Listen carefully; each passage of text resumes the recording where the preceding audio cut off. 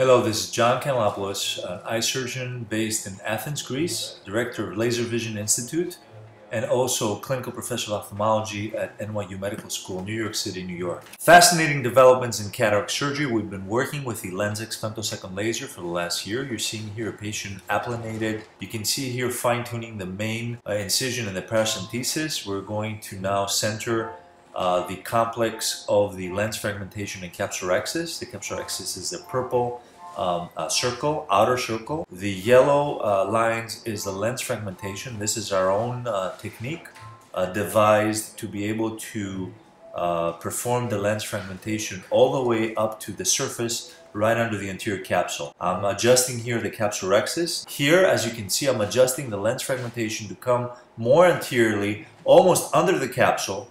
And this is not a problem because, as you saw before, my capsulorhexis is wider than the actual lens fragmentation. So this is the main cornea incision, which is designed to be a three-step incision. And after establishing this, we're going to OK the data and start the LenSx femtosecond laser. You can see here the capsulorhexis being performed. First, following the capsulorhexis, we'll go into the lens fragmentation, which happens now. You can see the two diametric incisions, 4 radial cuts into the lens going from down to up. Here we're seeing the main incision, which is placed at the 145-degree location. From the surgeon's view here, it's at the 4 to 5 o'clock position, and now the paracentesis, which is placed at the 3 o'clock position, 9 o'clock in our view here.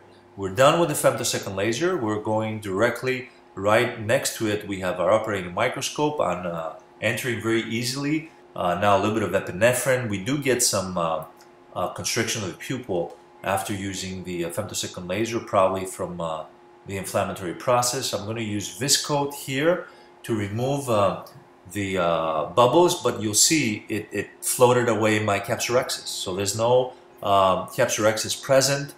So I will enter here with a set of capsulorhexis forceps, not to perform capsulorhexis, but to try and identify where is the capsulorhexis cap. So here I'm able to grasp the free-floating capsulorhexis. It's tricky because sometimes it contains some cortical material as well, and thus confirming we have a free-floating capsulorhexis here. I'm using the methylcellulose to lubricate the anterior surface and reduce the patient discomfort from splashing drops. And here you see our technique, which is going in with viscoelastic and completing the lens separation with, as I noted previously, with it being very anterior, almost under the anterior capsule. So here we're separating the lens in 4 pieces. This is a medium density cataract. It's kind of rare in our practice to see so soft cataracts out here in Greece. I'll leave some of the viscoelastic out to go in and do hydrodissection now after the lens separation. And you can see now I have no fear of hydrodissecting because the lens has been fragmented in 4 pieces, and if there's any gas trapped behind the fragmented cataract, that will burp through the incisions. And here the lens almost comes up. I'll put it back into place, and I will complete this case, and this is for the first time that you're probably seeing this, with a nanosecond laser for cataract. This is not a phaco probe.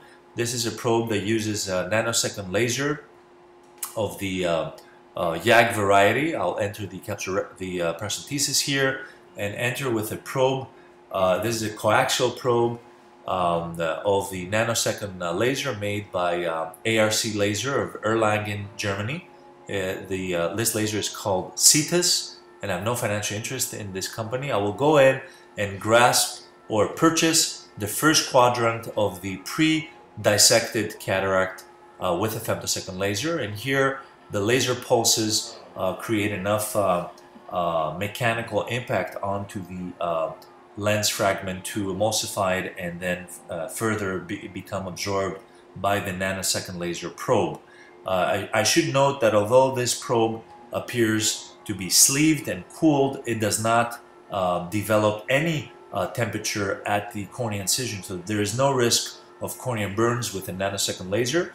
I'm continuing here my emulsification and disassembly of the lens. The two last quadrants come as one piece, and I will very easily emulsify those as the lens is being shot by the nanosecond laser.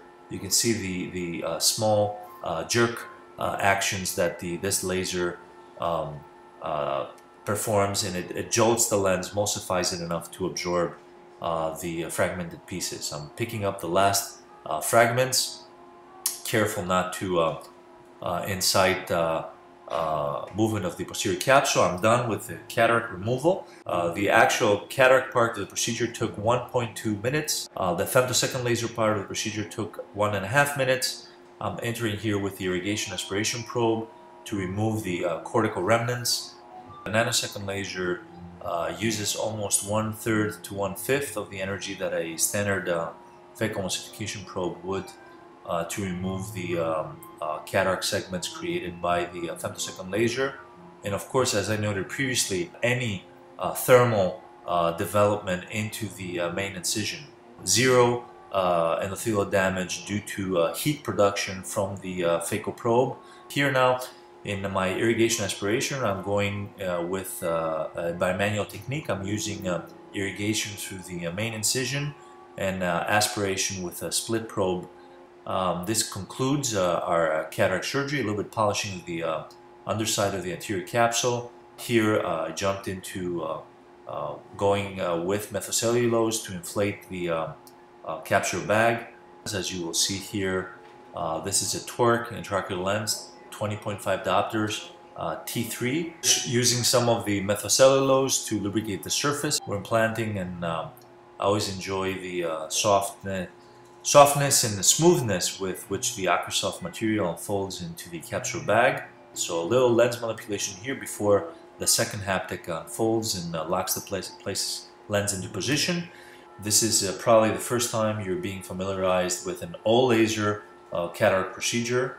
As you saw, we've reversed the steps of the lens fragmentation and hydrodissection technique. We do first the lens fragmentation with viscoelastic, and we introduced this technique at the American Academy of Ophthalmology meeting in Chicago 2012 at the LenSx user meeting. Refill the anterior chamber with fluid in order to attain a stable and watertight procedure. Thank you very much for your attention. This is John Kanellopoulos signing off from Athens, Greece.